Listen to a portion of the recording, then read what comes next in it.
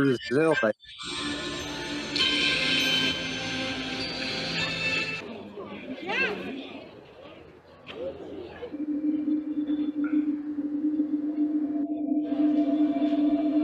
Libera endorfina, dopamina, serotonina, além do social que você faz, ela trabalha a memória, ela trabalha os dois hemisférios, o direito e o esquerdo, melhora também a ansiedade, porque você vai fazendo os movimentos lentos e isso vai te equilibrando e vai te ajudando.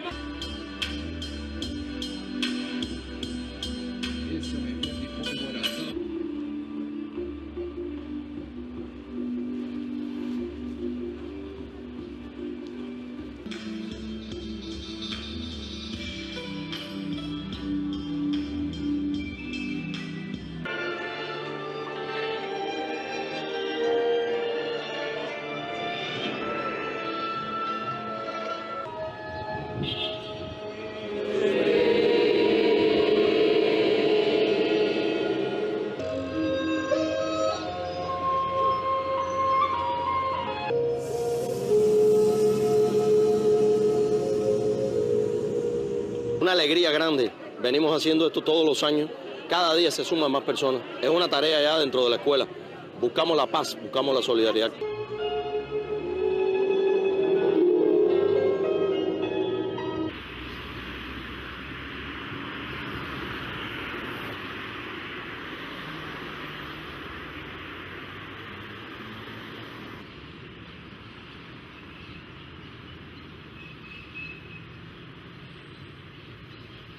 Es un excelente complemento de los tratamientos médicos. Por eso nos interesa difundir y promover.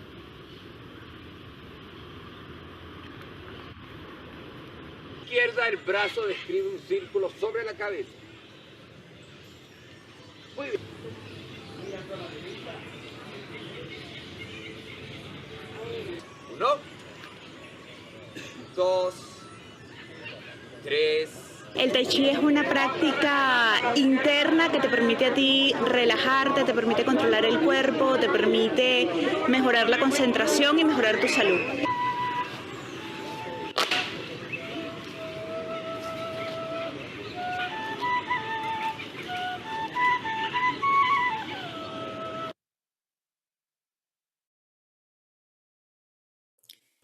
As you may have guessed, that was not an interview with Alzheimer's and caregivers. This was actually taking place on World Tai Chi and Qigong Day in Venezuela, Argentina, Brazil, and Cuba. And so next we have President Clayton Crosley of the National Qigong Association. And if we could highlight Clayton, I'd appreciate it. And Clayton, if you could unmute. I don't know why Bill is still on. Oh, I just wanted to say, Clayton, we've been really excited about having you on. I'm so glad you're here. I'm glad Bill has agreed to participate in our upcoming annual conference. This is the 30th anniversary of the National Qigong Association as a panelist. So I look forward to us talking with the entire audience. Yeah, that's going to be very exciting. Yeah, thank you so much for all your work. Yeah. So that will be in Denver, and I would like to introduce President Clayton Crosley because he was introduced to Qigong more than 35 years ago through his martial arts practice, and he's developed or devoted his life to sharing its therapeutic benefits with others. He currently resides in Savannah, Georgia, and for over a decade he has volunteered with the Veterans Health Administration, contributing more than 2,000 hours of service by offering weekly Qigong classes for veterans. Today, he serves as a veteran community care network provider, working in collaboration with veteran physicians to deliver complementary and integrative health services. He is currently the president of the National Qigong Association, which I encourage everyone to join, regardless if you are a teacher or a practitioner. You will not want to miss the conference in Denver. We have a lot of things online, which Clayton will go over. And he also serves as board member and chair of the legislation and finance committees of this association. He is a Qigong Advanced Instructor Level 3 certified by the NQA and serves as a senior instructor with Long White Cloud Qigong, founded by John Monroe. And he provides clinical Qigong treatments at the Oak Ridge Wellness Center in Savannah, Georgia, which I did not know about, and I will talk to you about that in OSHA. So thank you, Clayton, for joining us. I'm going to let you have the stage. Well, thank you very much for inviting me to this event and to speak alongside so many other distinguished individuals and organizations. I'm truly grateful for this opportunity. I would just like to talk about the organization and a little bit less about myself.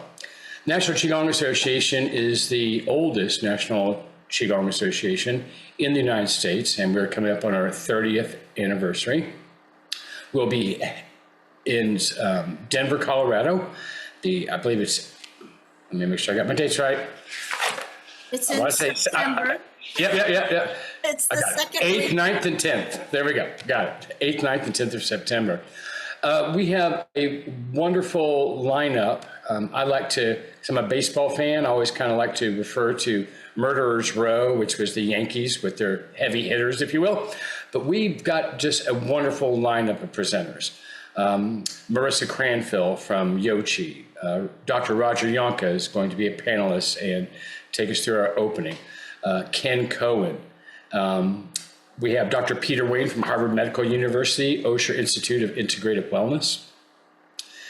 Francesco Garipalli, and just not to name off everyone, but also we have just some wonderful people that you've probably never heard of, but their submissions and their applications were brilliant, and they were very well received by the committee. I do want to speak about one thing that Siobhan mentioned, which is whether you're a Tai Chi or a Qigong person, the reason this organization is so valuable to you that you may not even be aware of is the legislation aspect.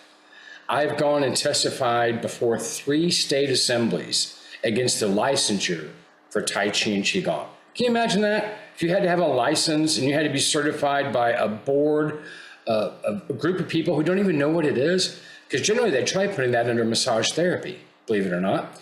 And then they try lumping all of every modality you can think of into that same framework. But we've successfully combated legislation in 3 states. Most recently, which I'll be at next week, Boston, Massachusetts. So, which is kind of ironic because they've got the Osher Center. So I'm not sure that I really understand that logic behind it. But that is one of the things that the National Qigong Association is very adamant about, is that everyone has the right to practice free of licensure and free of regulation. And that is in alignment with the Healthcare Freedom Act. So if you're, our membership is not much. It's for a general membership, it's $45 a year. For a practitioner level, it's $100 a year. For a professional membership level, it's $150 a year. Each one of these tiers of membership come with different benefits. And currently, we have a professional development pathway for teachers, and that includes Tai Chi and Qigong. If you have 150 hours of documented training, I have a pathway for you to become a credential provider through the VA healthcare system in what's called the Tri-West region, which is, I believe, 14 states. So the easiest way to kind of think of this is it is every state west of the Rockies, including Texas. So it's a very, very large group. I have all of the resources that one would need and tutorials for them to follow. I also have free courses that they can take through the VA that makes them more informed about veterans culture and PTSD and opioid addiction and military sexual trauma. And all the support that you would require, whether that has to do with getting a referral for a veteran and helping them navigate the very complex system of the Veterans Administration, or if it's about billing on actually how to submit a claim to get paid for your services. I'm very excited about this. We will be hopefully finishing up with the other third-party administrator for the Veterans Administration, which is Optum Healthcare, which is a division of United Healthcare. and they have the access to the other 36 states. So that would be everything east of the Rockies, excluding Texas. And this professional development pathway is open to anyone. And it's a wonderful benefit that the NQA offers. It is not a pay-to-play scheme. This is something you get as if you join at the appropriate level of membership. But what's great is we have the resources and the actual infrastructure to help people navigate this very complex system. I'm just going to tell people it's not easy to do. It requires a little bit of dedication, requires a little bit of effort, but it is manageable in the way that we've broken it down into smaller pieces. I've been, as Siobhan had mentioned, I've been a volunteer at the VA for just starting my 11th year. In fact, I just had my banquet last week. I have 2,132 hours now. But that aside, the point is that I think that Qigong should be a community activity. And however you decide to facilitate that for yourself is entirely within your purview, whether that's a class in the park, at the YMCA, at a Jewish community center, or if you're volunteering at a Veterans Administration, and I think all of these are intertwined and interweaved with each other, and one program helps to support another. It's my goal to not only provide a professional development pathway to members of the organization, but to also help broaden the general acceptance of these practices as actual integrative health. If there's a way to get the VA on board, and we've seen this through many other things, often you will see something that happens in the government sector that then trickles down to the private sector. And it would be my goal that what happens inside of the VA would then be accepted by Medicare and Medicaid, which would also open a wider berth, if you will, of the aging population we have in the country. But then also that would be accepted by the private insurance companies, Blue Cross Blue Shield and United Healthcare. And I just think it's a tremendous opportunity, and I'm very honored to serve as the NQA president and as a board member. And if anyone has any questions, please go to nqa.org, and you can find the membership link. And Siobhan, I don't know if I'm able to share my screen. I do have the video for the conference. Yes, we do too, and I Perfect. think they can put it on, all right? And then Bill has a question after the video, Bill.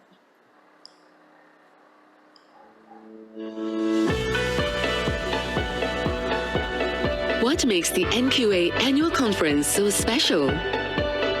We speak like the same language, I guess the Qi language. We understand each other, we can share our experience, we can grow together. The National Qigong Association Conference is probably the most relaxing and the most user-friendly for whether you're experienced or it's your first time going to a Qigong conference.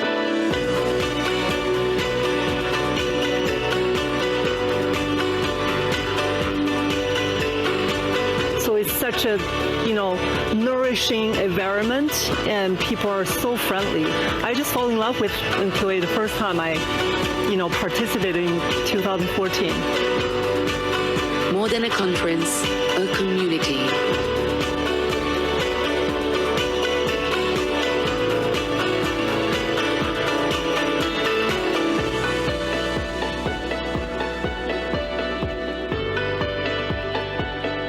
Join us for the NQA Annual Conference 2026.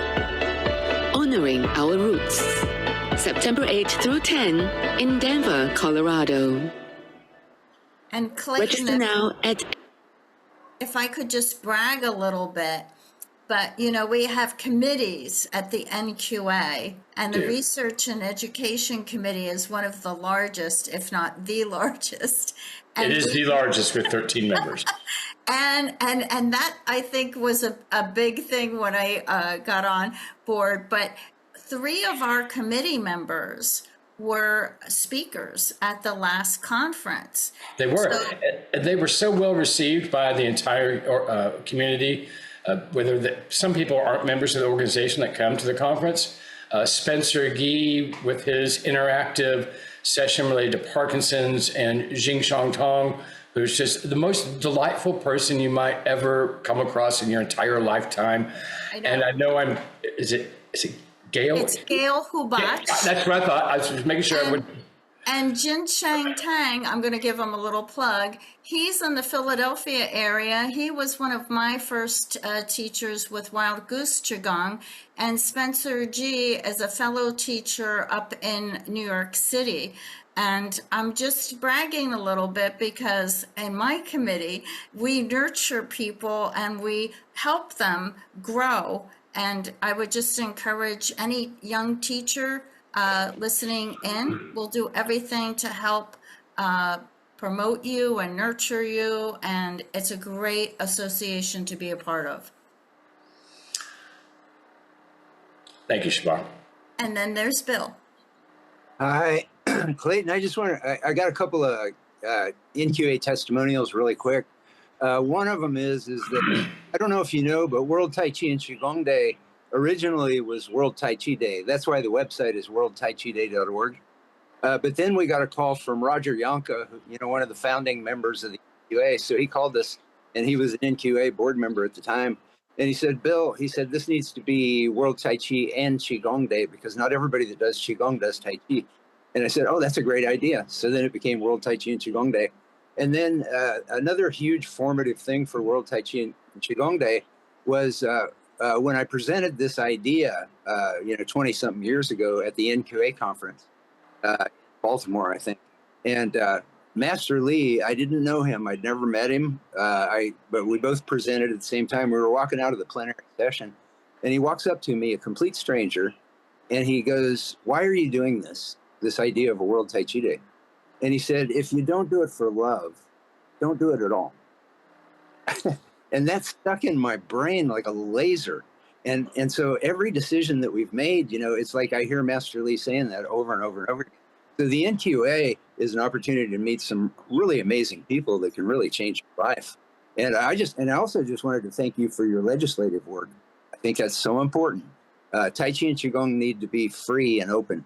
And so any way that you can, if you're doing any kind of lobbying or any legislative work, if you can put me in your email address and send me a personal email of how you want it to appear in the World Tai Chi Day newsletter and social media, we'll put that out there. Absolutely. So I use a website, just to let you guys know how am I able to track legislation through all 50 states. And there's a website called Legiscan. And so inside of Legiscan, you can search all the states and you can enter keywords. So when I come across a bill that looks like, and some bills are actually favorable, believe it or not, there's not many, but there's a few. They're actually favorable. But most of them are not favorable. I'll give you a great example about what the NQA does. So recently there was a bill in Boston. It was called a voluntary pathway to licensure for Qigong and Tai Chi. It wasn't specifically called that. Alternative healing modalities, sorry. But along those alternative healing modalities, we had Tai Chi, we had Qigong, we had yoga, we had everything under the sun. Feldenkrais, Rolfing, everything. So my question to the legislator was, well, if it's voluntary, why do you need a bill?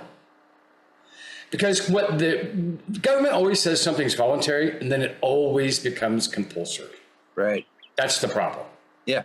That's the problem.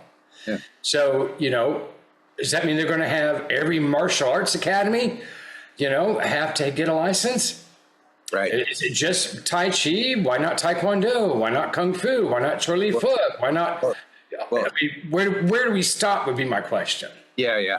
Right. And it's just a broad overreach. And so the NQA, and sometimes they do sneaky stuff. And this is pretty important. Like it's not on the docket. I keep checking it. And then suddenly I see it's up for a hearing. And I'm like, shoot, that's tomorrow. So I'll fly up to Boston and it's kind of nerve wracking because there's like a big countdown clock and you have a certain amount of time to speak and you've got to kind of stick the landing, as they say in gymnastics. But try to get all the information to let them know that this is not the way to go about this? Well, let us know anytime there's anytime our World Tai Chi Day supporters can help lobby any institution or person or anything like that. So please keep us in the loop so that we can just pass it on to everybody's social media reach. And Absolutely. One thing I wanted to run past you real quick.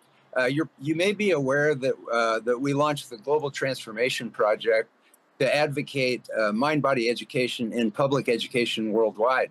And what we're advocating is that local schools just contact local mind-body teachers. Now they can contact national organizations as well, like the NQA or the Transcendental Meditation Foundation or John Kabat-Zinn's, you know what I mean? They can do both, but we're encouraging it to just be a school, interviews local mind-body teachers and then brings them into their school, and then they see how they perform with the students. But kids should be learning this stuff because it would save trillions in future health costs. The science shows this. It's really mind-boggling that we're not teaching all this in public education. Yeah. I'll just piggyback on that. I know we're getting close on my time, Siobhan, but can you imagine that if, because, I did wrestling, boxing, martial arts and stuff as a young kid, but had I started with a more internal practice, right, or I started these external practices, right, that would have been transformative. And the way things are now that we're all on the internet and everything, and kids are lost on their devices, I can't think of a better way for them to actually have some internal reflection and to generate some calm for themselves, some peace for themselves, to be able to work, play, however you want to describe it, from a place that is centered, and grounded. Yep. I think that you would see, and I hate to say this, Big Pharma, I think that you would see a decrease in anxiety medication. Yep. Yeah, all the research shows that this would cure most of the woes of the world, and it would empty the prisons too, because I taught at Folsom Prison many years ago. And anywhere where they employ mind-body practices, you see a huge drop in the return to prison rate. So we could be saving trillions in prison. Yeah. So Bill, I'll end on a final question because I am a big Johnny Cash fan. Did you shoot a man in Reno? I was thinking about Johnny Cash every step I took in that. Thank you guys so much for letting me be a part of your wonderful event. And I really do hope that people will consider joining the NQA, nqa.org. And there's so much more that I could have talked about that the organization does, but I just wanted to kind of highlight the big ones. Well, as the founder of World Tai Chi Day, I want to encourage everybody to join. You're doing beautiful work. Thank you so much. Thank you very much, Bill. Thank you. Thank See you in September. Thank you, Clayton, so Fantastic. much. And we want to introduce Dr. Michael Yannick to you at the conference, who also works with the veterans. So it'll be a great conference. And again, with the National Qigong Association, there's a lot of resources that you can tap into, and you can see classes and workshops, and it's just a wonderful association. So, George, would you like to introduce our next speaker, Dr. Helen Lavretsky, who is from UCLA? And Dr. Helen, I am so grateful that you were on. So if we can put Dr. Helen on the screen. There you go. Hello, Dr. Helen. Hello, everybody. Good. Well, Helen Lavretsky, you're an MD, MS? Yes. Is a professor in residence in the Department of Psychiatry at UCLA at Geriatric Integrative Psychiatrist. Her current research studies include investigations of psychopharmacological treatment and geriatric depression, mild cognitive impairment, and the use of Tai Chi and yoga for treatment and prevention of late life mood and cognitive disorders. She is a distinguished fellow of the American Psychiatric Association, the American Association for Geriatric Psychiatry, and the fellow of the American College of Neuropsychopharmacology, and the recipient of the Distinguished Investigator Awards for Research in Geriatric Psychiatry from the American College of Psychiatrists and the American Association for Geriatric Psychiatry. Thank you, and welcome, and I'm looking forward to your talk. Yes. Are you hearing me? Yes? Yes. And do you see all slides okay? I can see the slides, yes? So I've been doing research with Tai Chi for about 20 years and yoga as well and mind-body therapies. That's why the title of the talk is Tai Chi, Mind-Body Therapies to cultivate resilience and brain health, mostly in aging population, but it applies across the board. I work with long COVID adults who are not geriatric. So, what I've learned over this course of 20 years is how to use Tai Chi to enhance mental and physical health. And that's what I'm going to share with you. This is my disclosure slide. Funding for my studies for Tai Chi studies from the National Center for Complementary and Integrative Health, Department of Defense, and Alzheimer's Research and Prevention Foundation.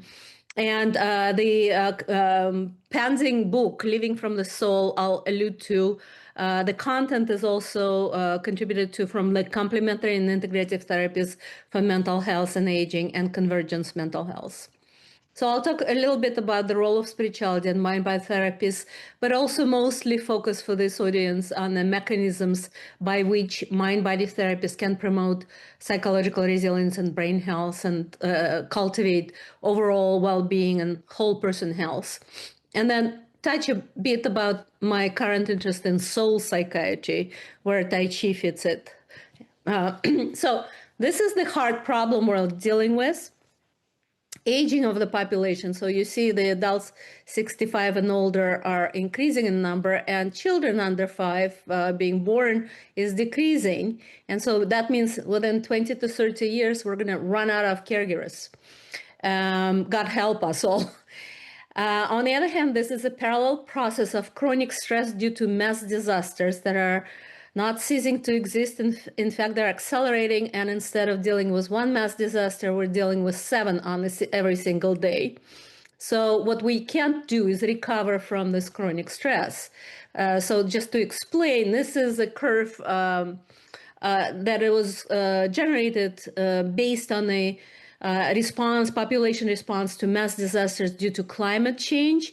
And so here we deal with pre-disaster, and then disaster strikes, like pandemic, for instance. You could refer to this stage as March to June of 2020, where a lot of deaths occurred. And also people stood together and kind of mobilized with each other. Neighbors were helping neighbors, singing across the road, applauding to frontline workers. But then with new infections and time passing by, no change, no vaccines yet, people dipped into this disillusionment phase, or really losing their resources to cope. Their resilience was tested. And now we're in this reconstruction phase, and because disasters never cease to exist, every day is something, we can't recover. We can't come back to that pre-disaster functionality. Overall, we're built to deal with stress and disasters of all sorts. Throughout life, we're exposed to trauma, environmental factors, and the way we react to stress is shaped by our genetics and developmental experiences, and also our lifestyle choices like diet, smoking, drinking, exercise, sleep, and our ability to moderate stress, how we deal with stress. That's where Tai Chi gets in and modifies our physiological responses to allow change or adaptation under difficult circumstances. But when we don't have these tools, how to cope best, or when it's too much or too long, we develop maladaptive reaction called allostatic load that is related to obesity or hypertension, diabetes, and all sorts of stress-related disorders of aging. And that's where it's all described. So on endocrine or hormonal level, cortisol increases, norepinephrine, epinephrine, those are hormones of stress and lead to impaired inhibition. People stop sleeping, they're constantly anxious, running around, don't know how to deal with what's going on in their body. Blood pressure increases, resting rate, heart rate, decreased heart rate variability, and leading to hypertension, vascular stiffness, or atherosclerosis, risk of stroke or myocardial infarction, heart attack. Diabetes also increases, hyperlipidemia or cholesterol, it goes high, metabolic syndrome as a result. Immune function is leading to aging of the immune function, increased infection risk. People don't recover from infections as well as when they're younger. And brain function is impaired, memory decline, reduced attention, mood and anxiety disorders, and all sorts of other symptoms like chronic fatigue and decreased physical resilience, chronic physical illness. When it comes to the brain, with aging, there are factors like vascular disease in the heart and the brain, but also neurodegenerative changes with the thinning of the cortical areas, and important structures like hippocampus that is related to memory. And also chronic inflammation in the brain and the body leads to the situation of vulnerable brain that under stress succumbs to depression or cognitive decline. Unless we build in this resilience with social participation, our building our toolbox, how to deal with stress and how to build brain reserve. So resilience refers to ability to recover from adversity and stress and has different domains. It could be psychological, emotional, cognitive, motivational, where people don't want to do anything, physical and social. And then brain health is a resilience factor, and that could be built up by choosing a healthy lifestyle like sleep, diet, exercise, stress reduction with mind-body intervention, social support, and intergenerational relationships, leading to prevention of mental and medical disorders. So what we're realizing now, nothing happens on your 65th birthday for the most part. And you accumulate this risk and resilience factors throughout your life from early childhood. So the earlier we start building this good habits, brain habits, including mind-body training, the better it is long-term. First of all, people acquire the skills that they can use throughout their life, how to deal with stress by using mind-body practices, but also, avoiding toxicities, choosing healthy diet, and sleep is a big one. So all of this integrated therapies, including mind-body, which is where Tai Chi is, lead to the compression of morbidity, which means people are healthier, and improve side effect profile. They don't require as many medications if they choose to have healthy lifestyle. And that leads to better heart health, cardiometabolic health, bone health, brain and vascular health. But also what happens, in my studies have shown it reverses aging, decreases chronic inflammation, cellular senescence, mitochondrial function, telomere attrition, and epigenetic changes. So we use mind-body exercise term referring to yoga, Tai Chi, Qigong, and practices like this that are non-competitive. I don't have to explain to you. The one concept that we can't really measure well is energy, which is Qi. That's what you move when exercising, or Kundalini, or Sekhem, Prana, life force in other cultures. Same concept. But the proxy for this is blood flow in the body and the brain. Where energy goes, blood follows. So we could measure that. So technically speaking, all of these practices work on this stress response, and they re-regulate or rebalance brain autonomic nervous system, hormonal and immune balance in sympathetic versus parasympathetic nervous system, which is a stress regulation. And what it does, it promotes relaxation, decreases sympathetic upsurge with stress, reduces somatic symptoms and anxiety, depression, blood pressure, improves recovery from immune disease, reduces levels of inflammatory markers and stress hormones, improves oxygenation in the body and the brain, increases blood levels of endorphins. EEG shows slowing with these practices, alpha, beta, and theta wave activity suggesting increased relaxation and attentiveness, and a growing number of neuroimaging studies of the brain, including mine, find increased gray matter volume in aging and improvement in connectivity and cognitive control network. So breathing is a big part of these practices, including Tai Chi Qigong. And what it does when we regulate and synchronize breath, it drops down blood pressure and heart rate. It improves lung capacity, improves cardiorespiratory health, oxygenation, decreases inflammation, improves cognitive function and mood. Interestingly, recent data show that once we synchronize lungs and heart, which happens when we breathe consciously, we pace our breathing and control our breathing by doing this exercise. Also, different structures in the brain pick up the same, they slow down pace. So the state of calm ensues, follows. And that's why that explains what we see really in our practice when we teach these practices. When patients start doing it, in my case, patients, people, clients, they become calmer generally. And if we teach them to take a breath first before reacting, that would really reduce their reactivity and improve their feeling of control over their lives. So we published this paper a while ago where we look at the difference between movement-based mind-body practices versus mindfulness, which is also popular now.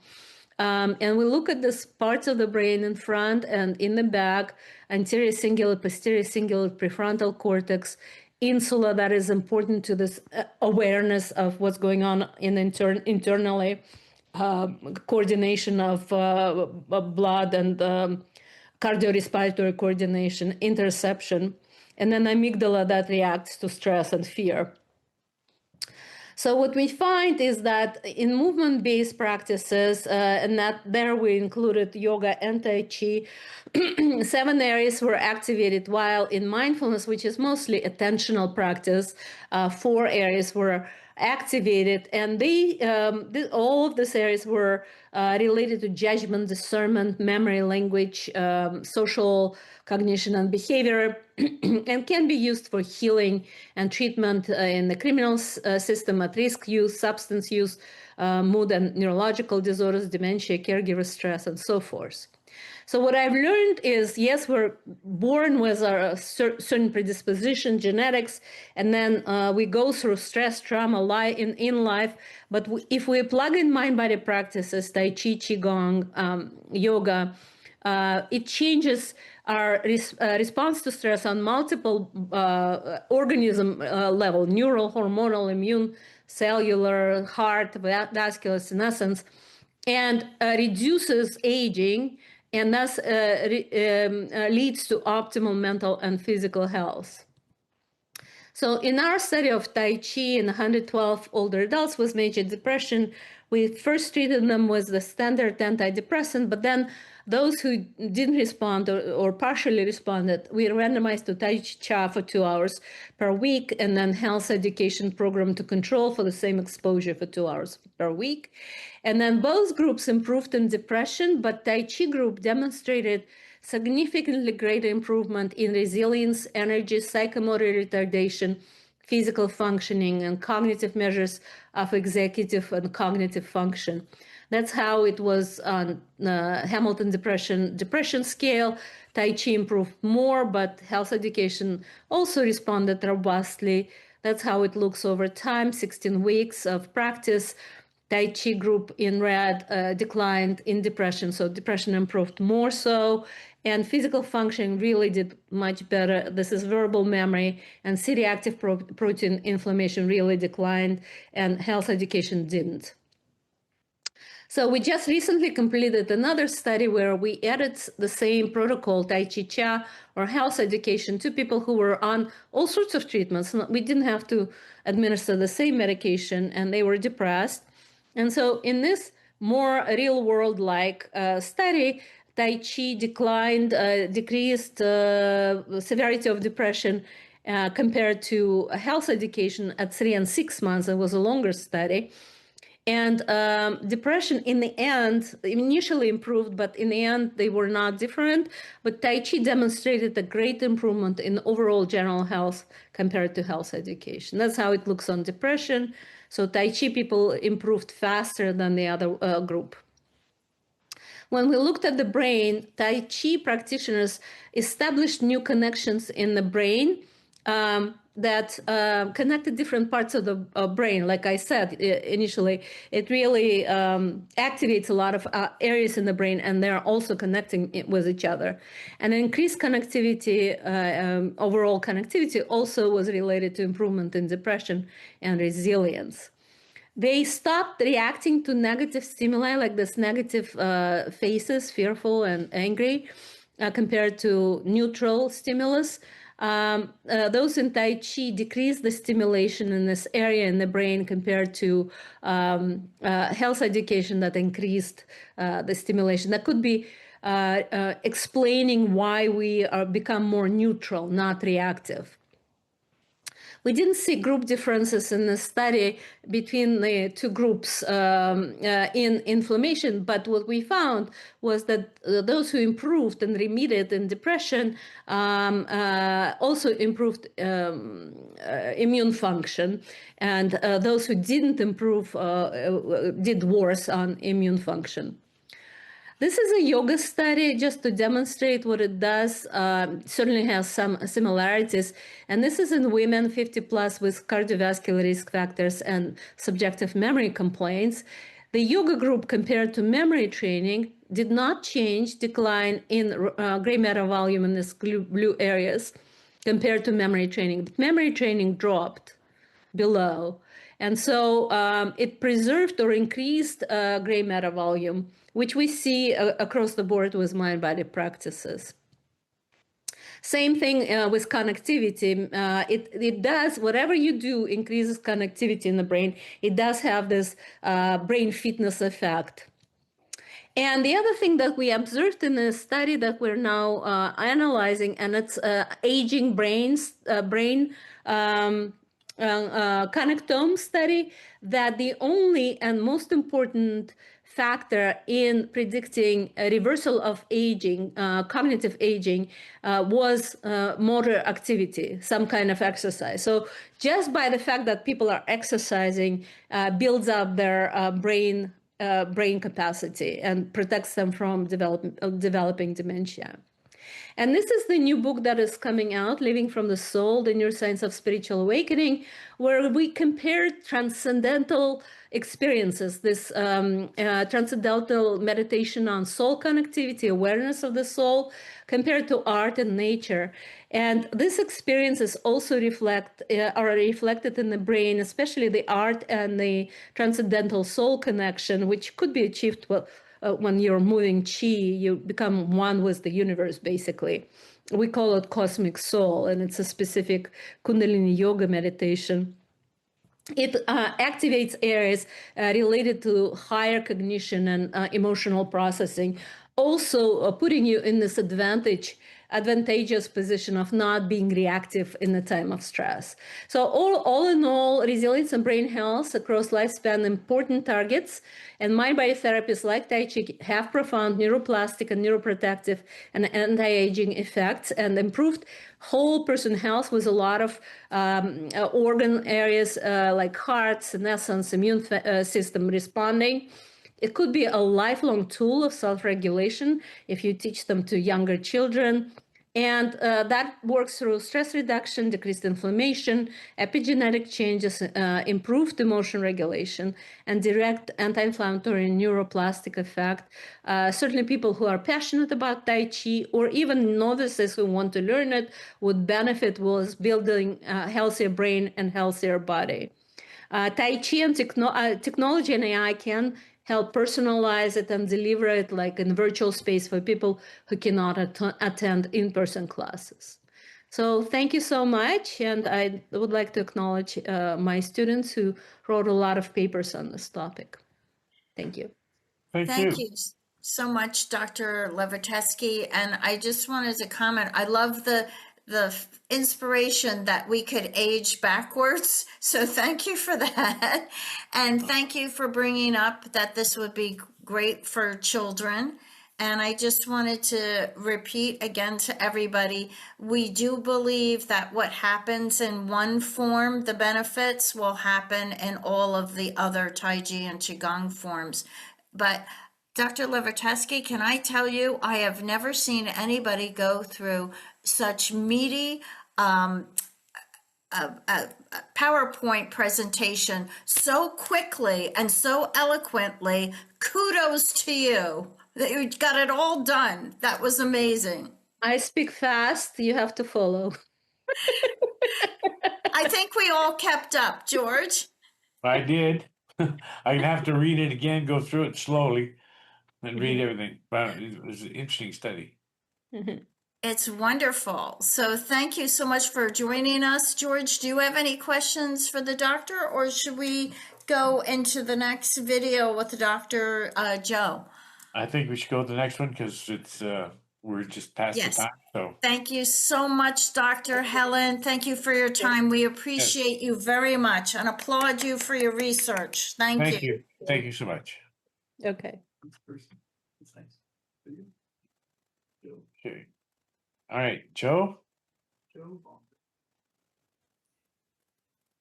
We're doing back pain now.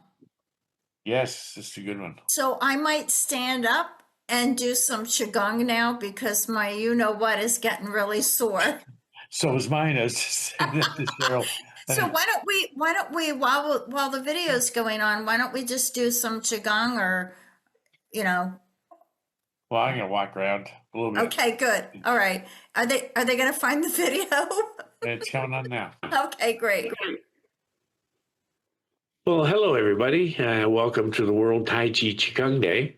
And this segment we're going to do with Dr. Joe Baumgarden. He's a doctor of physical therapy and a physical therapist and adjunct professor at the universities up here in the New York area. Anyway, joining us is, of course, Siobhan and Dr. Joe Baumgarden. So we're going to talk about back pain today. And Joe does a lot of research, and he's just a great guy. He's so knowledgeable. So, Joe, do you want to start it off? Take it away. Sure. Low back pain is probably one of the leading causes of disability and time lost throughout the world in any region you go to. At least 80% of people, and some estimates are higher than that, up to 90% of people will experience one significant episode of low back pain in their life. And depending on the severity of it, it can be very debilitating, where it can cause, again, significant lost time from work, lost time from your roles in your family, and a lot of other negative aspects. Yeah. Well, I know that you've done a case study. You wrote a case study on a couple of my students. And yes. Want to touch on that? Yes, we wrote a case study. You were part of that too. So, there are two individuals. One had severe spinal stenosis. He said that he was a salesman, and every day he would be walking through his place of business with his customers, and all of a sudden he would just fall down. No warning, no nothing. Fortunately, no major injuries, but he said this happened, day after day, week after week, month after month. And it turns out he had a condition called spinal stenosis. And what was happening is that his spine was short-circuiting the nerves to his legs. And then once that happened, he'd collapse because his legs didn't have enough strength to hold him up anymore. He had tried various different approaches, exercise, and one day he tried Qigong with George, and he said from that day forward, he did not have any other falls. He said his balance improved. He said his strength improved. Not only that, but his confidence improved. He started to, go out and do more. He started to be a little more confident around his customers, which was a big deal. And he said it was able to give him his life back. And the second person we met, she had spinal surgery, and I cannot remember the exact condition, but from the surgery she had, it left her paralyzed and left her in a much worse state, where she said half of her body was super, super sensitive, where even if a light breeze was blowing, it would send her pain into overdrive. She couldn't walk right. It took many months in rehab, and again, tried many other things, and then eventually came to George, tried his Qigong class, and again, through slow, steady progress, she's back to living a normal life again. I think she said last we spoke, she's about 90% recovered at least. Yeah. And she went on teaching Qigong. She teaches major full all-day retreats, number of different things. So those are just two of the success stories that we've heard. Yeah. Well, I recall that she had a fusion on her spine, and it was supposed to be day surgery. This is what happened. So she went in for the day surgery, and she stayed in for 3 months because something didn't work right. Then she was on injections once a week for pain, and she couldn't walk a block. This is all actually in the case study, which is available. Actually, we'll put it online here for people if they want to read it. And yet, once she started doing the Qigong, within a very short period of time, right away she felt better. They got better. They could walk. They had more energy. Then she decided to get certified as an instructor. Then she started teaching and working. And this is what fascinates me is that in the first person, the fellow, which of course I know, his doctor told him 2 years he'll be in a wheelchair. Nothing. He's collapsing. Nothing. They suggested maybe surgery, which had maybe a 10% success rate. Not good odds, but nothing. And just year after year, it's like this. Then he comes along to a thing like Qigong, changed his life. And the same thing with the lady that was there. And the same thing happened. It was month after month in pain, injections, and so on, and nobody could help. She came to Qigong, and she explained what happened in the actual study. And then there's another one I'll bring up, Patricia. And she's a very good friend. You know her well. And she was a registered nurse. Her husband was an MD.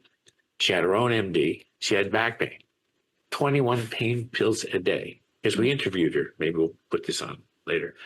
And nothing. And it was just terrible. So she happened to go online looking for something.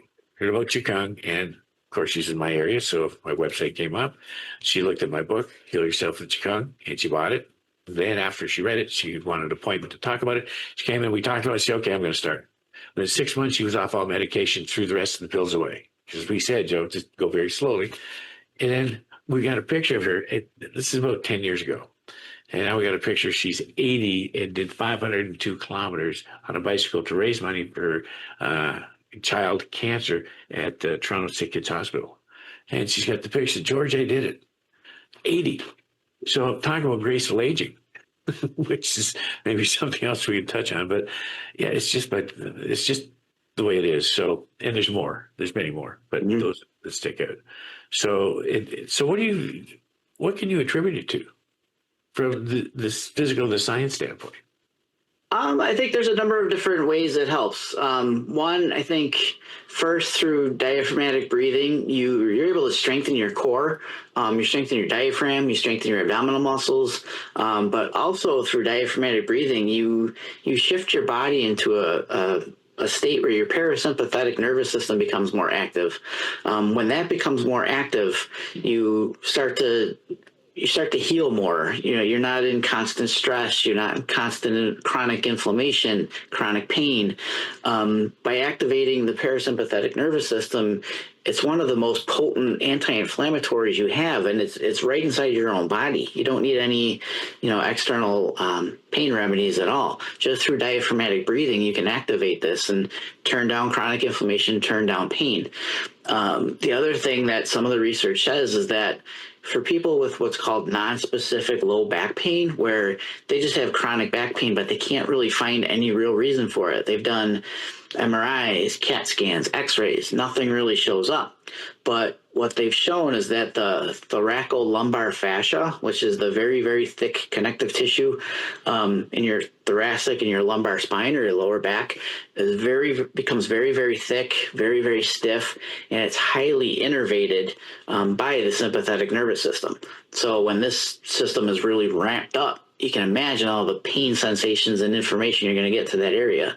However, when you practice Tai Chi, or Qigong, which is slow, gentle movements, and again, combined with the parasympathetic nervous system and the breathing, you're able to tone that system down and increase activity of the parasympathetic nervous system, which again helps almost desensitize those nerve fibers. You start to calm things down quite a bit.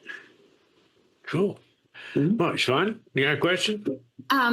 Actually, the way I explain it to my students is, as a non-medical clinician person, is that it's like a gentle spinal adjustment, and that when we're shifting our weight, the spine becomes more like a S curve, and then when we shift back, the whole spine flattens out. So it's a very kind of like gentle wave.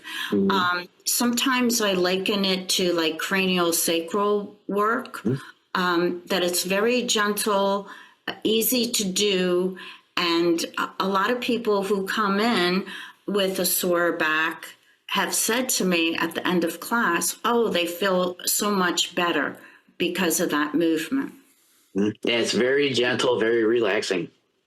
But in some of the postures I teach, many of them actually, they gently move the spine straight and down, straight and down. And of course, they work the thoracic part of the spine. They gently twist the spine back and forth this way. So all these gentle movements on the spine tends to help their posture. And again, we could talk about posture at some point, but in the posture, I look at people and I find this is not a good representation of a person, but I think you might get the idea. But what happens, they're not straight like this. They slightly bend this way, and then the head goes forward this way. So in order to have, when you change the posture, it ends up that your shoulders come over your hips. So this is straight. And then of course the head comes over the shoulders, and this is straight. And that becomes a habit from doing these postures. It doesn't take that long. Joe? No. Comment? Yeah. No, that doesn't take long at all. And the nice thing is it's gentle. Being a physical therapist, there's some that subscribe to the theory of no pain, no gain, but it's not like that at all. I think even in your classes and from things I've read, when you do the movements, you don't force people to do what they do as much as they can, push to as far as they can. You usually do about 70% of what your capable range of motion is. And by that, what happens is your body, through repeating that, your body no longer senses a threat. So that with time, you're like, oh, this isn't so bad. This isn't going to hurt. So then with practice, you're able to go further than before possible and with a lot less pain. Very cool. Yeah. And you mentioned to me one time how the muscles work. And I've used this in every class doing the Qigong particularly. But if you try to turn your neck over this way and then force it, then all of a sudden it'll stop and you'll get a pain. But if you do it slowly, let it tighten, hold it, and then come back, and again, you can go a little farther each time, because the muscles apparently don't pick up a threat. Right. They don't feel threatened. I mean, your body doesn't like to hurt. Mine doesn't. Which is a good thing. So what happens is, if you go to that certain point, but then you back off and there's no pain afterwards, your body's like, oh, okay, this isn't so bad. So then your nervous system starts to tone down its guard, because it's not tight muscles that are stopping you. It's your nervous system from preventing you from going too far to hurt yourself. Yeah. And with time, your nervous system tones down. Your muscles aren't getting longer or stretched out or anything. It's your nervous system becoming less active, less threatened. Great. Well, listen, we could go on with this for a long time, but maybe we'll pick up on some of this in a couple of other episodes that we're doing for World Tai Chi Qigong Day. So I want to thank you so much for coming on and all your help. And again, you're just a great guy, and everything else just comes out of it. Siobhan, thanks for joining us, because we got 12 hours we're doing. So yeah. we better like each other. Anyway, Hey, thanks for George, joining me, and take care, and we'll see you in an upcoming episode. George, I have a quick. Oh, Go ahead. Go ahead, Bill. oh yeah. Do you have this research like this in your book or in your books? No references to it, but in the first book I have, there's lots of references, but not so much for back pain. What we do have is we did a case study on 2 of my students and severe back issues, and just within 30 days, 60 days, they're back to work. They're not collapsing anymore. One used to collapse. Right. Signal. Yeah. So now, what's the name of that book? Which one? Oh, the one that has the study that you just mentioned. Well, this one, the studies are a little older. Actually, Dr. Klein put them in. It's this book, Heal Yourself with Qigong. Oh, okay. Heal Yourself with Qigong. Yeah, and I have an e-version of it too. So at the back, they have different studies that you have on heart and different things. Nice. Now, does Dr. Joe have a book on this kind of stuff? He doesn't have a book, but he has the research. You know, he's a researcher, so he has because he's an adjunct professor, he has access to information that a lot of us don't have. You guys should collaborate. You guys should collaborate and create something, that other doctors could be looking at, because this is a real treasure. These experiences you've had. It's really easy. Like with me as a teacher, people would tell me, "Oh, I don't have to take this drug anymore, or this or that." And it took me a long time to actually realize this is a big deal, because and then we see the studies, and it's happening with other Tai Chi teachers and different styles, the studies show. And it's like, we start to realize, that it is a big deal when we see this, because, I think a lot of Tai Chi teachers, especially young ones, need to read books like yours, because then it opens their minds to that their teaching can actually do things that are a lot more amazing than they realize. Well, we got 4 books out, the 5th one coming out. Actually, the 4th one's coming out. We did one on stress with some medical stuff in there. And we do one, the next one is coming out. We just got a couple little things to finish. It's called Walk Away from Back Pain. Because you show Walk Away from Back Pain, that's exactly what people do. We have so many students, back pain. And the 2 that we did in the study were very severe. One collapsing 2 to 3 times. Yeah, that story was pretty amazing. And the other one had a fused spine, and she was on medication injections for a long time. And I think it was 30 or 60 days, she was back to work. 90% of the pain's gone. Yep. Just by doing this. As we do this stuff, one of the things, because I've taught in hospital settings for 40 years, one of the things that becomes increasingly unbearable for me is to hear people tell me what their doctor said their prognosis is. As if the doctor has a clue what this person's going to do with their life. You know what I mean? I mean, it's like a prison sentence with no parole. You know what I mean? That's what it feels like. The one fellow that we had in the case study, his doctor said you're going to be in a wheelchair in 2 years. Right. Unless you do back surgery, but it's only got about a 10 to 15% success rate. Siobhan and I had Donna Eden on one of our monthly podcasts. Mm-hmm. She had 5 doctors. She had multiple sclerosis in her early 20s or mid 20s. Yes. And she had 5 doctors she went to that said, "You're going to die."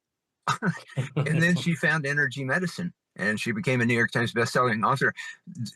For doctors to plant that picture in people's minds, they should be telling them, they should be telling them, well, in a certain percentage of cases, people recover. Why couldn't that be you? Let's find out how we can do that, try to do that, Well, in my book, the first book I was talking about, there's a fellow in Erie. I don't know if I mentioned it to you, but he came to me. I was doing a workshop down there, and he came to me and he says, "Well, I was just diagnosed with MS. Will this help me?"